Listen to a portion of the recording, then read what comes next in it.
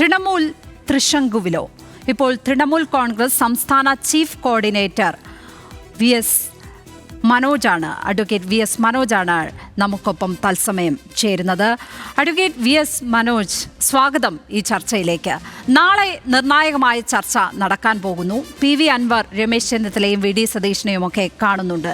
നിങ്ങൾക്കൊക്കെ പ്രതീക്ഷയുണ്ടോ തൃണമൂൽ കോൺഗ്രസിനെ മുന്നണിയിലേക്ക് എടുക്കും, UDF-ലേക്ക് എടുക്കും എന്ന കാര്യത്തിൽ?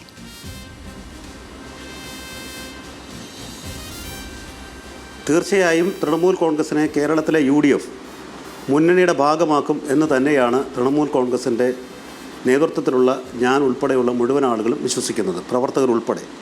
കാരണം കഴിഞ്ഞ കുറേ നാളുകളായി സംസ്ഥാനത്ത് അധികാരത്തിലിരിക്കുന്ന സർക്കാരിൻ്റെ ദുഷ്ചെയ്തികൾക്കെതിരെ അതിശക്തമായ സമരപരിപാടികളും ഒക്കെയായി മുന്നോട്ട് പോകാൻ ശ്രീ PV അൻവറിന് കഴിഞ്ഞിട്ടുണ്ട്. ശ്രീ PV അൻവറിൻ്റെ പോരാട്ടം UDF-ന് ഗുണകരമായി മാറും എന്നുള്ളതുകൊണ്ട് തന്നെ UDF ശ്രീ PV അൻവർ നേതൃത്വം നൽകുന്ന രാഷ്ട്രീയ പ്രസ്ഥാനത്തെ കൂടെ ഉൾപ്പെടുത്തിക്കൊണ്ട് ഉള്ളൊരു മുന്നണിയായിട്ടായിരിക്കും തെരഞ്ഞെടുപ്പിൽ മത്സരിക്കുക എന്ന് തന്നെയാണ് തൃണമൂൽ കോൺഗ്രസ് കരുതുന്നത്. മാത്രമല്ല, കഴിഞ്ഞ 8 വർഷക്കാലമായി തൻ്റെ നിയമസഭാ മണ്ഡലമായി മണ്ഡലത്തിൽ നിലമ്പൂർ മണ്ഡലത്തിൽ പ്രവർത്തിച്ചിരുന്ന ശ്രീ അൻവറിന് ആ മണ്ഡലത്തിലെ മുഴുവൻ വോട്ടർമാരുമായി നല്ല ബന്ധവുമുണ്ട്. ഒപ്പം തന്നെ ഒട്ടനവധി കാര്യങ്ങൾ അദ്ദേഹം അവിടെ ചെയ്തിട്ടുമുണ്ട്. അങ്ങനെയുള്ള ഒരു ജനപ്രതിനിധിയായിരുന്ന ദീർഘകാലത്തെ രാഷ്ട്രീയ പ്രവർത്തന പാരമ്പര്യമുള്ള അൻവറിനെ കൂടെ കൂട്ടുക എന്നുള്ളത് തൃണമൂൽ കോൺഗ്രസിൻ്റെ ആവശ്യം മാത്രമല്ല, അത് UDF-ൻ്റെ കൂടി ആവശ്യമായാണ് ഞങ്ങൾ കാണുന്നത്. പക്ഷേ അൻവറിൻ്റെ ആ പൊട്ടൻഷ്യൽ UDF തിരിച്ചറിയുന്നില്ല എന്നുള്ളതാണ് നമുക്ക് അവരുടെ നിരന്തരമുള്ള പ്രസ്താവനകളിൽ നിന്ന് മനസ്സിലാകുന്നത്. പ്രത്യേകിച്ചും ഹൈക്കമാൻഡ് കൊടുത്തിരിക്കുന്ന നിർദ്ദേശം, അത് തൃണമൂലിനെ എടുക്കണ്ട, അൻവർ ഒറ്റയ്ക്ക് വരികയാണെങ്കിൽ വരട്ടെ എന്നുള്ളതാണ്. അപ്പോൾ ഈ നിങ്ങൾ പറയുന്നത് പോലെ അൻവറിൽ പ്രതീക്ഷ വച്ച് പുലർത്തുന്നില്ല ഏതായാലും സംസ്ഥാനത്ത് UDF എന്നുള്ളതല്ലേ മനസ്സിലാക്കേണ്ടത്? നമുക്കങ്ങനെ കാണാൻ പറ്റില്ലല്ലോ. ഇപ്പോൾ ഐക്യജനാധിപത്യ മുന്നണിക്കൊപ്പം ശ്രീ PV അൻവർ എന്ന വ്യക്തിക്ക് പങ്കാളിയാകാൻ കഴിയില്ല. ഐക്യജനാധിപത്യ മുന്നണിയിലുള്ളത് കക്ഷികളാണ്.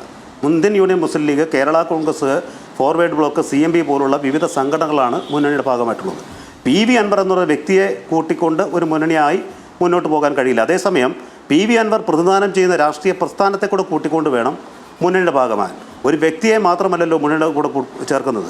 PV അൻവറിന് ആ മണ്ഡലത്തിൽ നിർണായകമായ സ്വാധീനമുണ്ട് എന്നുള്ള ഭാഗം അംഗീകരിക്കുന്ന കോൺഗ്രസ് അദ്ദേഹം പ്രതിനിധാനം ചെയ്യുന്ന രാഷ്ട്രീയ പ്രസ്ഥാനത്തെ കൂടെ ഉൾക്കൊണ്ടുകൊണ്ട് മുന്നണി ബന്ധം ശക്തമാക്കി മുന്നോട്ട് പോയാൽ ഒരു അതിശയിപ്പിക്കുന്ന വിജയം നിലമ്പൂരിൽ UDF-ന് ഉണ്ടാക്കിയെടുക്കാൻ കഴിയുമെന്നുള്ള കാര്യത്തിൽ യാതൊരു തർക്കവുമില്ല. അതുകൊണ്ട് ഞങ്ങളെ സംബന്ധിച്ചിടത്തോളം ശ്രീ PV അൻവറിൻ്റെ രാഷ്ട്രീയ പ്രസ്ഥാനത്തെ തന്നെ ഉൾപ്പെടുത്തിക്കൊണ്ടുള്ള ഒരു ജൈത്രയാത്രയായിരിക്കണം UDF നേതൃത്വം നടത്തേണ്ടതാണ് ഞങ്ങൾക്ക് ഈ സന്ദർഭത്തിൽ പറയാനുള്ളത്. കോൺഗ്രസ് കാര്യം തിരിച്ചറിയുന്നില്ല എന്ന് ഞാൻ പറയാനുണ്ടായ കാരണം, ഇപ്പോൾ പാലക്കാട് ചേലക്കര ഉപതെരഞ്ഞെടുപ്പ് നടക്കുന്നു. അപ്പോൾ PV അൻവർ ഒരു പ്രസ്താവന നടത്തുകയാണ്, പാലക്കാട് സ്ഥാനാർത്ഥിയെ ഞാൻ പിൻവലിക്കുന്നു, ചേലക്കരയിൽ നിങ്ങൾ സ്ഥാനാർത്ഥിയെ പിൻവലിക്കണമെന്ന്. VD സതീശൻ പ്രതിപക്ഷ നേതാവിൻ്റെ പ്രതികരണം താങ്കളുടെ ശ്രദ്ധയിൽ പെട്ടിട്ടുണ്ടാവും. പള്ളിയിൽ പോയി പറഞ്ഞാൽ മതി എന്നാണ് പറഞ്ഞത്. ഒരു കക്ഷിയോട് എന്തെങ്കിലും തരത്തിലുള്ള ഒരു രാഷ്ട്രീയ മര്യാദയുള്ള മറുപടി ആയിരുന്നില്ല അത്. വേണമെങ്കിൽ കുറച്ചുകൂടി മയപ്പെട്ട ഭാഷയിൽ അദ്ദേഹത്തിന് പ്രതികരിക്കാമായിരുന്നു. പക്ഷേ അതുണ്ടായില്ല. ആ പ്രതികരണങ്ങളൊക്കെ നിങ്ങളുടെ ശ്രദ്ധയിൽ ഇല്ലേ? വളരെ നിഷേധാത്മകമായ നിലപാടാണുള്ളത്. ഈ തൃണമൂൽ കോൺഗ്രസ് എന്ന പേരിനോട് തന്നെ പ്രശ്നമുണ്ട്. തൃണമൂൽ കോൺഗ്രസ് അൻവറിനെ ഒറ്റയ്ക്കെടുക്കില്ല എന്ന് പറയുമ്പോഴും അൻവർ മറ്റൊരു കക്ഷി രൂപീകരിച്ചാൽ ഒരു പക്ഷേ അത് പറ്റുമായിരിക്കും, ആ പ്രവേശനം നടക്കുമായിരിക്കും. തൃണമൂൽ കോൺഗ്രസിനോട് ഹൈക്കമാൻഡിനും നിഷേധാത്മകമായ ഒരു നിലപാടാണുള്ളത്. ഒപ്പം ഞാൻ ഈ പറഞ്ഞ VD സതീശനടക്കമുള്ളവരുടെ കടും പിടുത്തവും. മനോജ്, ഞാൻ അങ്ങ് പറഞ്ഞത് രണ്ടാം ഭാഗത്ത് തുടങ്ങാം. തൃണമൂൽ കോൺഗ്രസ് എന്ന രാഷ്ട്രീയ പാർട്ടി രൂപീകരിക്കാൻ മുമ്പായിരുന്നു ചേലക്കരയും പാലക്കാടും ബൈ ഇലക്ഷൻസ് ഉണ്ടായത്. ആ ഉപതെരഞ്ഞെടുപ്പുകളിൽ ചേലക്കരയിൽ ശ്രീ PV അൻവർ ഒരു സ്ഥാനാർത്ഥിക്ക് പിന്തുണ കൊടുക്കുകയും ആ സ്ഥാനാർത്ഥിക്ക് വേണ്ടി പ്രവർത്തിക്കുകയും ചെയ്തെന്നുള്ളത് വാസ്തവമാണ്. അന്ന് അദ്ദേഹം ഇടതുപക്ഷ മുന്നണി വിട്ട് പുറത്തു വന്ന ഒരു വ്യക്തി എന്ന നിലയിൽ അദ്ദേഹം ഒരു രാഷ്ട്രീയ പാർട്ടിക്ക് രൂപം നൽകിയിട്ടില്ല, അല്ലെങ്കിൽ ഏതെങ്കിലും രാഷ്ട്രീയ പാർട്ടിയുടെ ഭാഗമായിട്ടില്ല. അദ്ദേഹം ഒരു രാഷ്ട്രീയ മൂവ്മെൻറ്റ് കേരളത്തിൽ സംഘടിപ്പിക്കുകയുണ്ടായി. ആ മൂവ്മെൻറ്റിൻ്റെ പിന്തുണയായിരുന്നു അവിടുത്തെ സ്വതന്ത്ര സ്ഥാനാർത്ഥിയായ സുധീറിന് നൽകിയത്.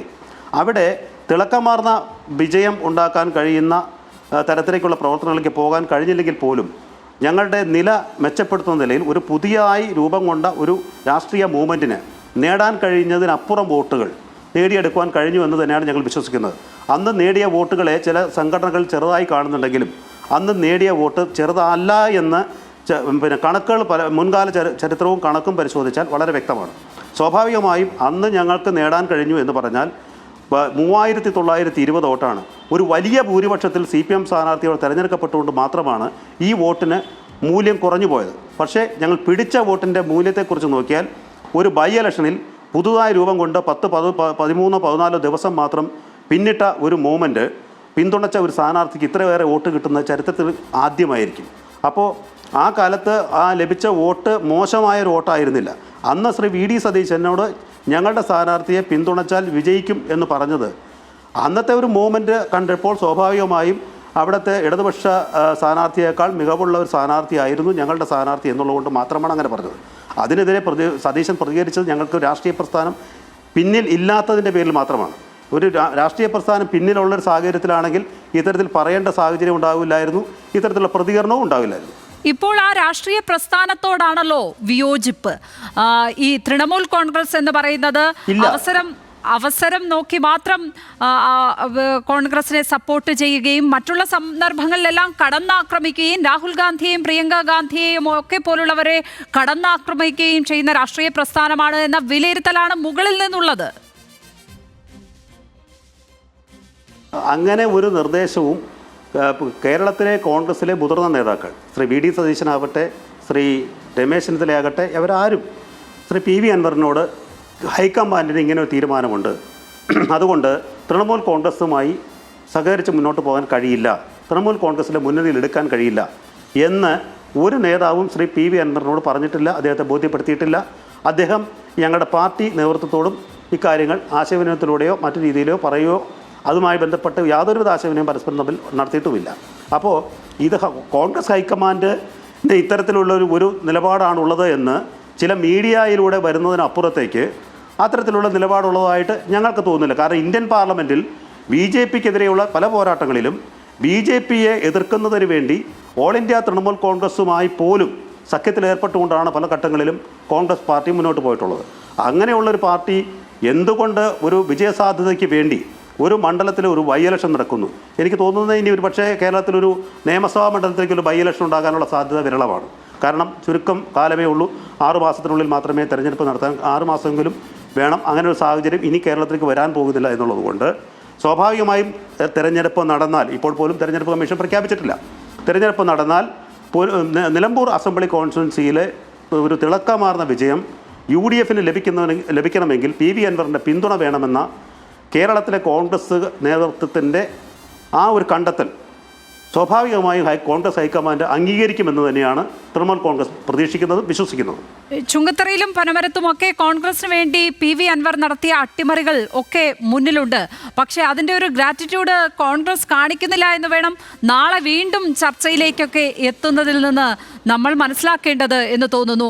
അതിലൊരു പോസിറ്റീവായ തീരുമാനം ഉണ്ടായില്ലെങ്കിൽ കടുത്ത തീരുമാനങ്ങളിലേക്ക് തൃണമൂൽ കടക്കുമോ? PV അൻവർ തന്നെ മത്സരിക്കും എന്തൊക്കെയുള്ള ചില വാർത്തകളും അഭ്യൂഹങ്ങളും ഒക്കെ അവിടെ നിന്ന് വരുന്നുണ്ട്. അതുകൊണ്ടാണ് ഇത് ചോദിക്കുന്നത്.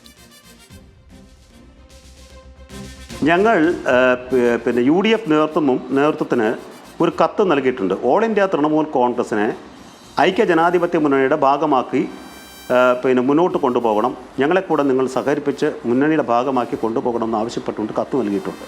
ആ കത്തിന്മേലുള്ള ചർച്ചകൾ പിന്നെ നടന്നിട്ടില്ല എന്നുള്ളതാണ് വാസ്തവം. ഏതാണെങ്കിലും ആ കത്ത് ചർച്ചയ്ക്കെടുക്കുന്നതിൻ്റെ ഭാഗമായിട്ടാണ് കോൺഗ്രസ് നേതാക്കൾ നാളെ ഞങ്ങളെ കാണുന്നത്. ഏതാണെങ്കിലും പനമരത്താണെങ്കിലും ചുങ്കത്തറ പഞ്ചായത്തിലാണെങ്കിലും, വയനാട്ടിലെ പനമര പഞ്ചായത്തിലും ചുങ്കത്തറ പഞ്ചായത്തിലും തൃണമൂൽ കോൺഗ്രസിൻ്റെ ഭാഗമായി മാറിയ അംഗങ്ങളുടെ വോട്ടിൻ്റെ പിൻബലത്താൽ 2 പഞ്ചായത്തുകളുടെ ഭരണം ശ്രീ PV അൻവറിൻ്റെ പിന്നെ എന്താണ് ഇച്ഛാശക്തി കൊണ്ടോ അദ്ദേഹത്തിൻ്റെ രാഷ്ട്രീയ നേതൃത്വത്തിൻ്റെ കഴിവുകൊണ്ടോ എന്താണെങ്കിലും 2 പഞ്ചായത്ത് ഭരണം മാറി വന്നു.